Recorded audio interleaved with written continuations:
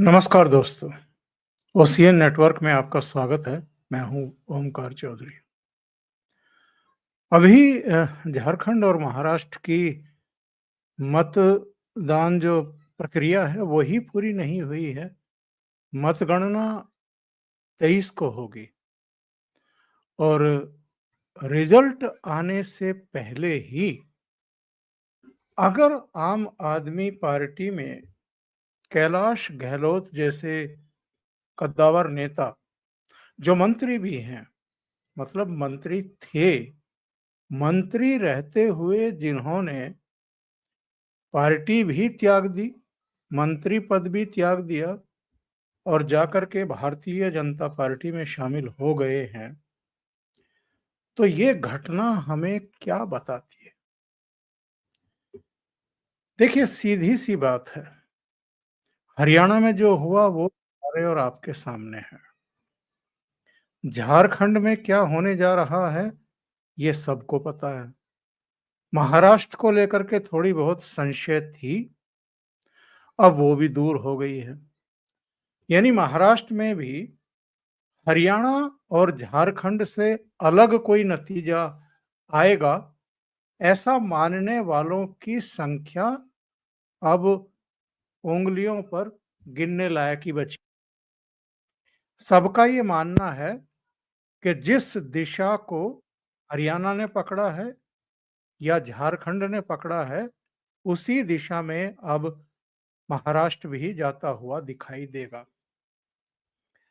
इन 3 state के बाद उनमें हम एक जम्मू कश्मीर भी मिला लें, जहां नेशनल कॉन्फ्रेंस की सरकार बनी है, लेकिन वहां भी अगर हम चुनाव नतीजे देखें तो भारतीय जनता पार्टी का जो परफॉर्मेंस है वो तो 10 साल पहले जब विधानसभा के लिए मतदान हुआ था, नतीजे आए थे, उससे बेहतर ही रहा है।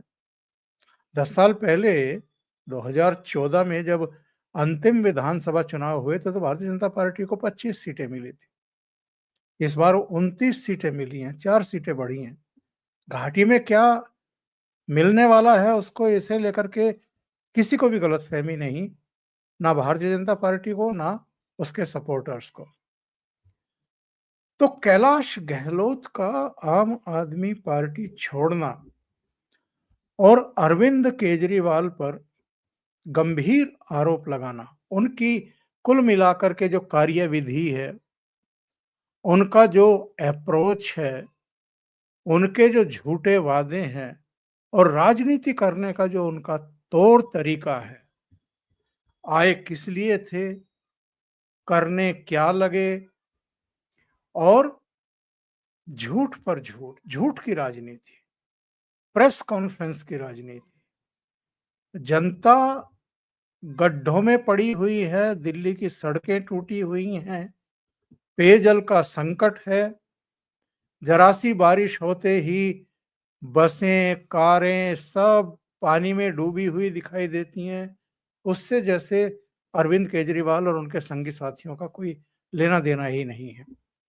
वो सिर्फ प्रेस कॉन्फ्रेंस के जरिए एक परसेप्शन क्रिएट करने और उसके सहारे, यानी मीडिया के सहारे, मीडिया के जरिए जो एक परसेप्शन क्रिएट करते हैं, उसी के सहारे चुनाव दर चुनाव कामयाबी हासिल करना चाहते हैं। लेकिन हमने और आपने ये देखा है कि हाल में जो चुनाव नतीजे आए हैं, दिसंबर 2023 में इनके 205 कैंडिडेट की जमानत जब्त हुई। अभी हरियाणा में विधानसभा चुनाव में 88 में से 87 की जमानत जब्त हुई। दिल्ली का लोकसभा चुनाव लगातार तीसरी बार हारे हैं। हरियाणा में कुरुक्षेत्र में लड़े, वहां हारे हैं। पंजाब की 13 में से 10 सीटें हारे हैं। गुजरात की 2 लड़े, दोनों की दोनों हारे हैं। तो ये तो अरविंद केजरीवाल को भी दिखाई दे रहा है कि अंत निकट आ गया है, राजनीतिक अंत निकट आ गया है। और उनके संगी साथी और जो करीबी हैं, उनको भी अब दीवार पर इबारत साफ साफ लिखी दिखाई दे रही है कि अब झूठ, फरेब, मक्कारी और भ्रष्टाचार की राजनीति करने वाले अरविंद केजरीवाल की राजनीति का, राजनीतिक नाटक नौटंकी का अंत होने जा रहा है। और लोकसभा चुनाव के नतीजे आने के बाद जिस तरीके से ये एक परसेप्शन सामूहिक तौर पर क्रिएट करने की कोशिश की गई, गैर भाजपा या हम ये कहें कि नरेंद्र मोदी विरोधी जितने राजनीतिक दल और नेता थे और मीडिया का भी हिस्सा था, उन्होंने जो एक फेक नैरेटिव बनाने की कोशिश की कि साहब नरेंद्र मोदी हार गए और जैसे इंडी अलायंस जीत गया, वो भी सिरे चढ़ नहीं पाया। क्योंकि नरेंद्र मोदी ने तो तीसरी बार ना केवल प्रधानमंत्री पद की शपथ ली, बल्कि वो तो फिर से उतनी ही ताकत से, बल्कि अगर उनके शब्दों में कहें तो 3 गुनी ताकत से कामकाज में लग गए। वो रूस भी हो आए, वो अमेरिका भी हो आए, वो अब ब्राजील समेत 4 देशों की यात्रा पर हैं। उससे पहले इटली होकर के आए थे। वो ब्रुनेई समेत ईस्ट के भी कई देशों की यात्रा कराए। उन्होंने बहुत अहम फैसले लिए हैं। शीतकालीन सत्र में वक्फ संशोधन बिल पेश भी किया जाना है, पारित भी होना है। उसके लिए जो जेपीसी गठित की गई थी, वो दिन रात काम कर रही है। तो नरेंद्र मोदी जो काम 2014 और 2024 के बीच में कर रहे थे, उस काम में तो उनकी गति बढ़ गई है। और हरियाणा में जो परफॉर्मेंस रहा, तीसरी बार सरकार बनी। जम्मू कश्मीर में जो परफॉर्मेंस रहा, पिछले चुनाव के मुकाबले 4 सीटें और बढ़ गई। अभी झारखंड में जो उनकी सरकार बनने जा रही है, और महाराष्ट्र से भी जो उसी तरह की वेव्स आ रही हैं, संकेत मिल रहे हैं। उसके बाद मुझे ये बताइए कि अभी जनवरी फरवरी में जो चुनाव होने वाले हैं दिल्ली में, दिल्ली विधानसभा के लिए, तो भाई ऐसे में कौन आम आदमी पार्टी की डूबती हुई नैया में सवारी करके अरविंद केजरीवाल के साथ डूब जाना पसंद करेगा? और कैलाश गहलोत कम से कम इतने तो समझदार हैं, इतनी तो समझ रखते हैं कि साहब डूबती हुई नैया में सवारी करना खतरे से खाली नहीं है। अरविंद केजरीवाल इस दुर्दशा को क्यों प्राप्त हुए हैं, ये मुझे आप लोगों को बताने की जरूरत नहीं है। ये कहाँ से निकले थे, अन्ना आंदोलन किस तरीके से डिजाइन किया गया था, किनके द्वारा डिजाइन किया गया था, अहमदनगर के रालेगण सिद्धि से अन्ना हजारे को दिल्ली लाया कौन था, यहाँ उनको बैठा करके उनके नाम पर भ्रष्टाचार के खिलाफ एक आंदोलन खड़ा करने की पूरी योजना किसकी थी, और अन्ना के पीछे बैठ करके, अन्ना को आगे करके उसका माइलेज लेने की षड्यंत्रकारी पूरी प्लानिंग किस किसने रची थी, ये अब कोई दबी छिपी बात रह नहीं गई है। और जब ये आंदोलन अपने बिल्कुल चरम पर था, उस समय इनका पॉलिटिकल पार्टी खड़ी करना और उससे पहले झूठ पर झूठ बोलना। अर्णब गोस्वामी के साथ एक इंटरव्यू है इस आदमी का, जिसमें इन्होंने कहा था कि मैं कभी राजनीति में नहीं आऊंगा, मैं कभी कोई चुनाव भी नहीं लड़ूंगा, मैं कभी कोई सरकारी पद भी नहीं लूंगा। और ये तो साहब सारे मीडिया के सामने कहा था इन्होंने कि मुझे कसम है, बच्चों के सिर की कसम खाई थी अपने, कांग्रेस से ना कभी समर्थन लूंगा ना कभी समर्थन दूंगा। और ये सिक्योरिटी और ये महल, ये सब, ये संस्कृति तो हम खत्म करने आ रहे हैं, वीआईपी कल्चर तो हम खत्म करने आ रहे हैं। यही सब बातें उस समय, यही सब राग अलापते थे ना। ये एक एक बात जो अरविंद केजरीवाल ने कही, उन सब का उलट काम किया। और लोगों की आंखों में धूल झोंकने का काम इस आदमी ने किया। इसने सारे काम किए। हमें तो जी बड़े घर की जरूरत क्या है। और उसके बाद ये 54 करोड़ 55 करोड़ लगा करके एक शीश महल खड़ा करना।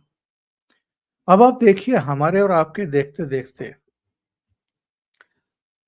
अरविंद केजरीवाल के सारे झूठों का भंडाफोड़ होता चला गया।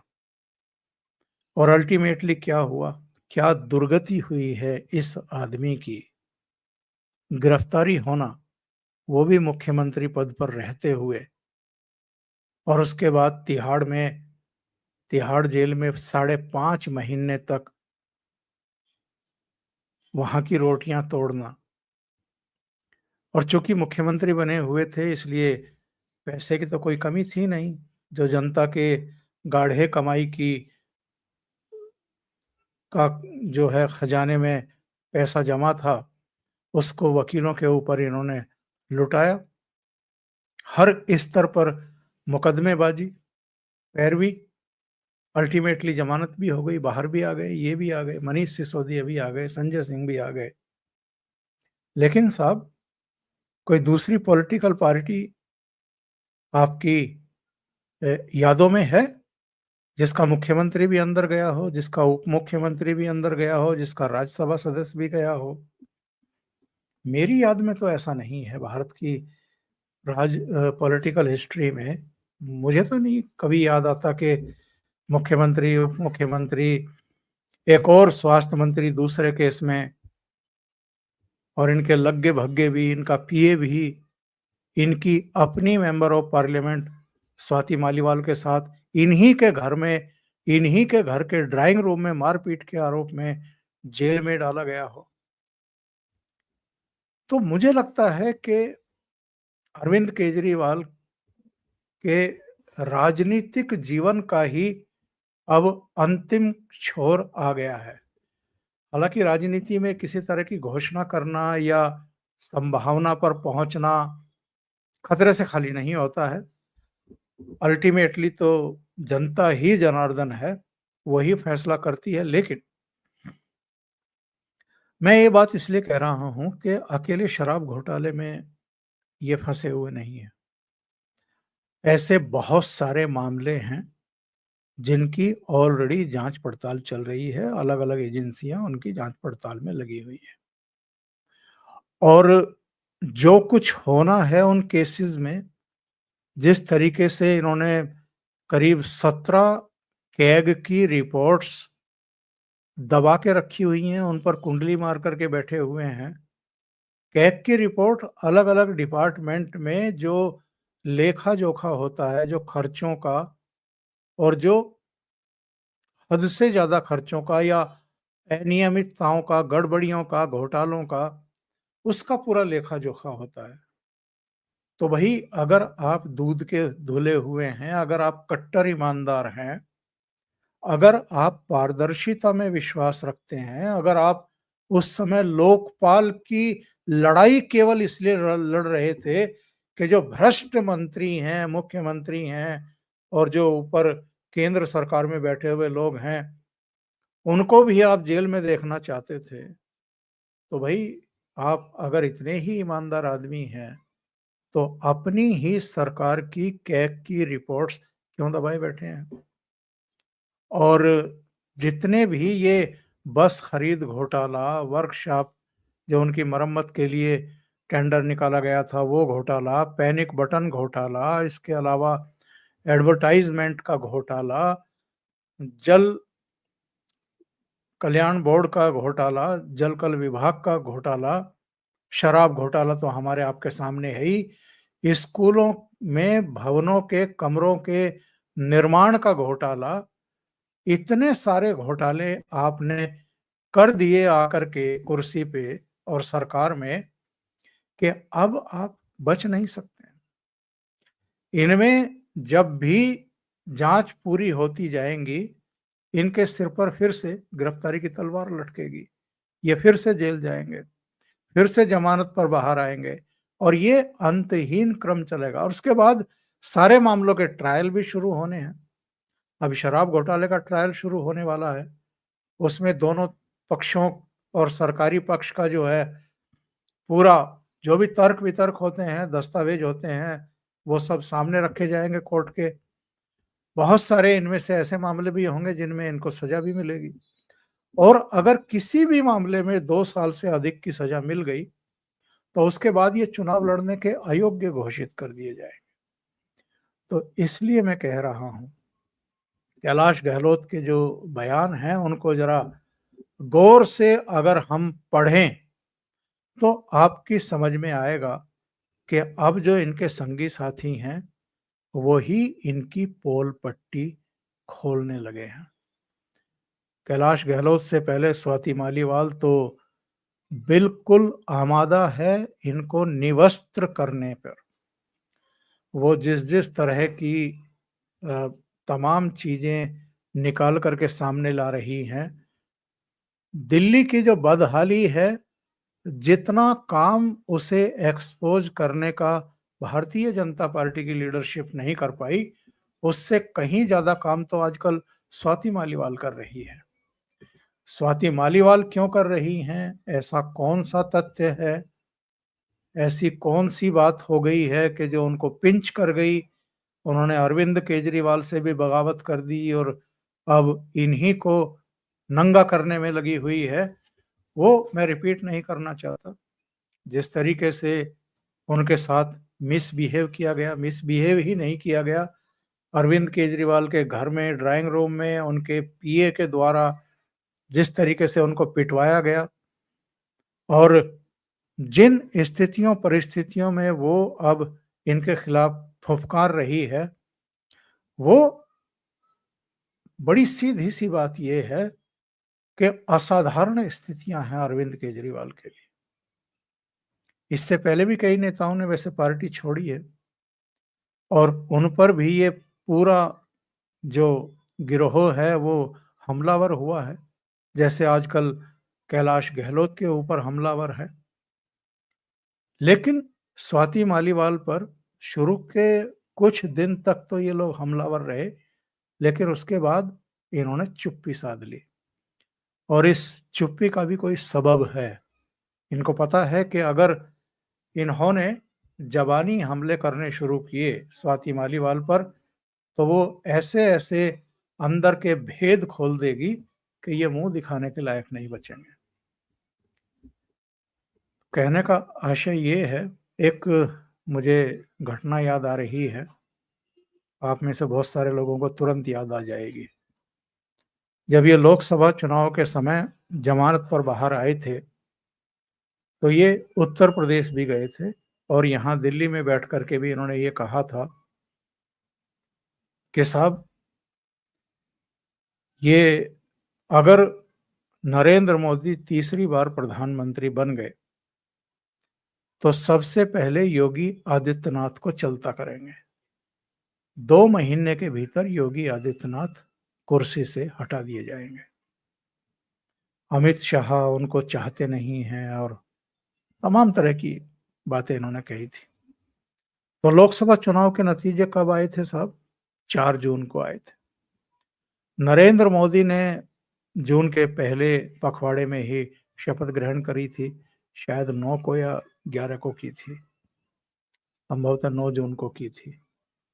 तो उसके बाद जून, जून में जुलाई, अगस्त, सितंबर, अक्टूबर, अब हम नवंबर में हैं। तो 5 महीने तो हो गए हैं लोकसभा चुनाव के नतीजे आए हुए। अभी तक तो योगी आदित्यनाथ को हटाया नहीं गया है। बल्कि योगी आदित्यनाथ के कंधों पर तो एक बहुत बड़ा भार जो है इस समय भारतीय जनता पार्टी ने दे दिया है। हरियाणा चुनाव में भी बटेंगे तो कटेंगे उनका जो मूल मंत्र था वही काम आया। उसी ने भारतीय जनता पार्टी को कहाँ से कहाँ पहुँचा दिया। तीसरी बार गवर्नमेंट बन गई और अभी झारखंड और महाराष्ट्र में भी उनका यही मूल मंत्र लोगों के सिर चढ़ कर के बोल रहा है नीचे ज़मीन तक। और एक बात और कह कर के मैं अपनी बात खत्म करूँगा। ये दिसंबर आखिर में या जनवरी के शुरू में दिल्ली में भी बिगुल बजने वाला है विधानसभा चुनाव का। ये अरविंद केजरीवाल की तो घोषणा फलीभूत नहीं हुई कि योगी आदित्यनाथ को चिंता किया जाएगा। योगी आदित्यनाथ ज़रूर इनका बिस्तर गोल करने वाले हैं, बंडल बाँधने वाले हैं। जो योगी आदित्यनाथ हरियाणा में बड़ा उलटफेर कर चुके हैं, झारखंड और महाराष्ट्र में भी करने वाले हैं, वो दिल्ली से भी अरविंद केजरीवाल की विदाई का कारण बनने वाले हैं। दिल्ली की जनता, जिस पर ये एक आरोप है कि वो लालची है और इनकी घोषणाओं में और फ्री की जो सुविधाएं देते हैं उसमें आ जाते हैं।